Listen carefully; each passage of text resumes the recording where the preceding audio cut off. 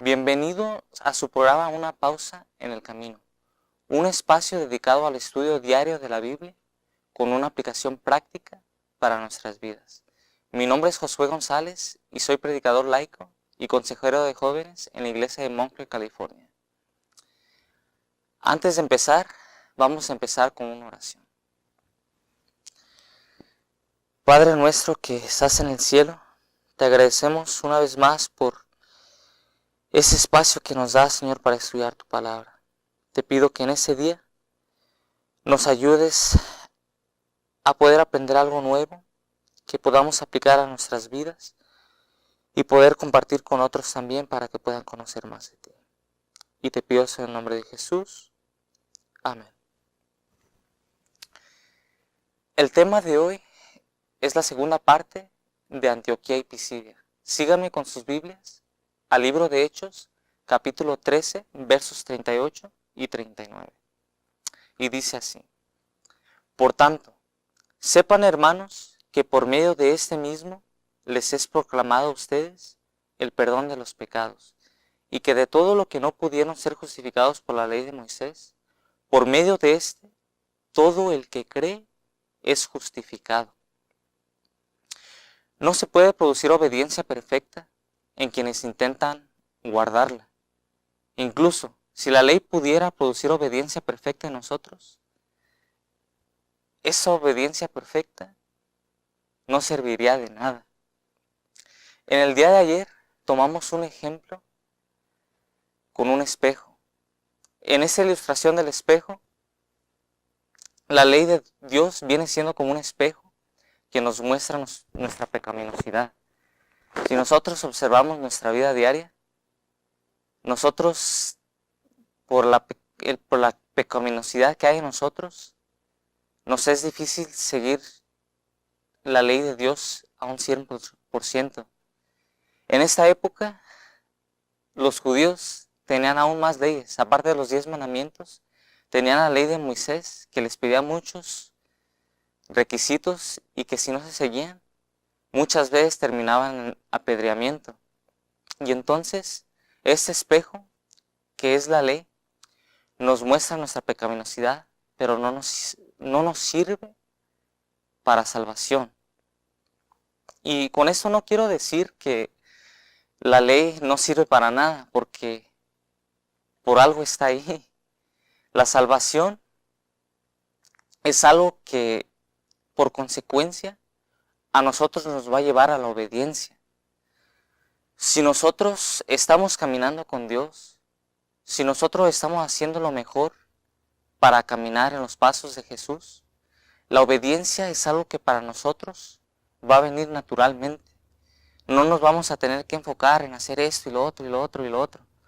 Hay una ilustración de un matrimonio donde el esposo le dio una lista de procedimientos a su esposa al momento de casarse. En esta lista de tareas estaba lavar los trastes, estaba a lavar la ropa, estaba a aspirar la casa y un sinfín de cosas que se hacen en la casa.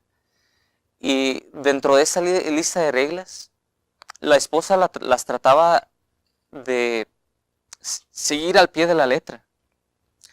Pero al tratar de seguirlas al pie de la letra, se dio cuenta de que ella era demasiado difícil aferrarse a hacer todas estas cosas.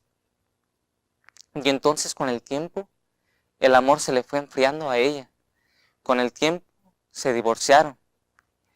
Y después de un tiempo, la señora volvió a conocer un hombre con la que ella se llegó a enamorar.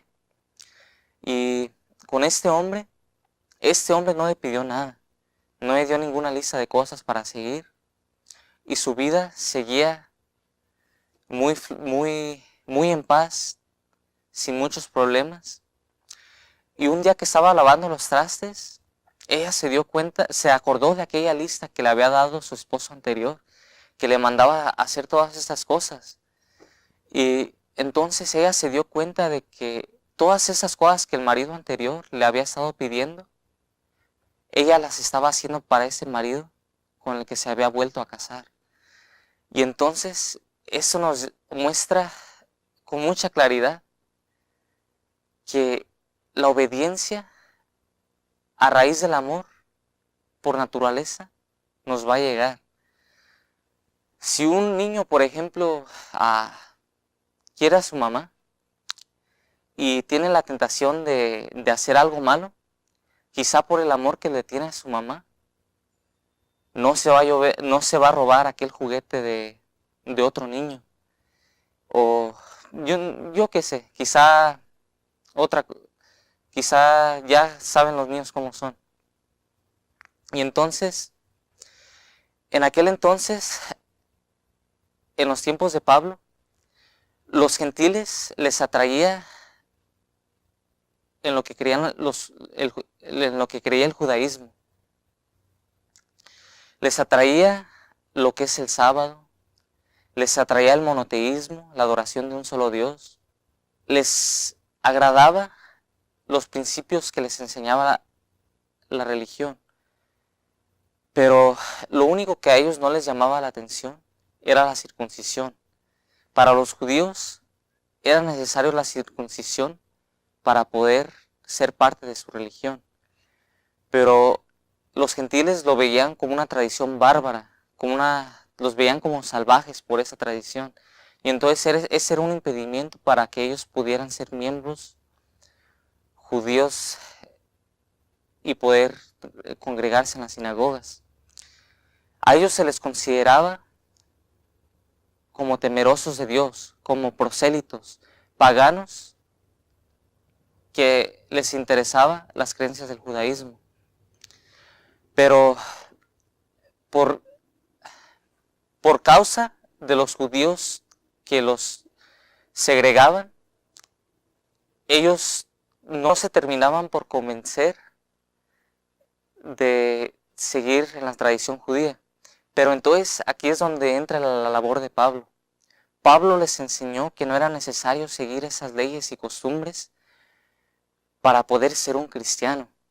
Y entonces la conversión es que empezó en las grandes cantidades de gente, en esas tierras de Grecia y de Roma. Si nosotros tomamos este ejemplo para nuestros días, hay muchas veces que nosotros queremos segregar a un hermano o una hermana porque no ha terminado de creer nuestras creencias. Pero poco a poco ellos van a ir aprendiendo lo que es correcto. Nosotros jamás deberíamos de ser piedra de tropiezo para los demás, porque incluso esta gente que ahorita quizá no está obedeciendo al 100%, pueden llegar a hacer cosas más grandes en la iglesia que los que ya llevan años predicando el evangelio. Y entonces, mi invitación para ustedes es que dejemos que el amor de Dios trabaje en los corazones de cada gente. No seamos una piedra de tropiezo para nuestros hermanos en Cristo. Si nosotros queremos que nuestra iglesia crezca, necesitamos seguir el ejemplo de Jesús y la obra que Él encomendó al apóstol Pablo. Y con eso vamos a concluir con una oración. Padre nuestro que estás en el cielo, te agradecemos, Señor, por este hermoso estudio que nos has dado. Y te pido que nos puedas llenar de amor para con nuestros hermanos. Te pido que obres en nuestros corazones para poder aplicar tus principios en nuestros corazones y que nos crezca el amor para que todo en la vida sea conforme a tu voluntad. Y te pido eso en Jesús. Amén.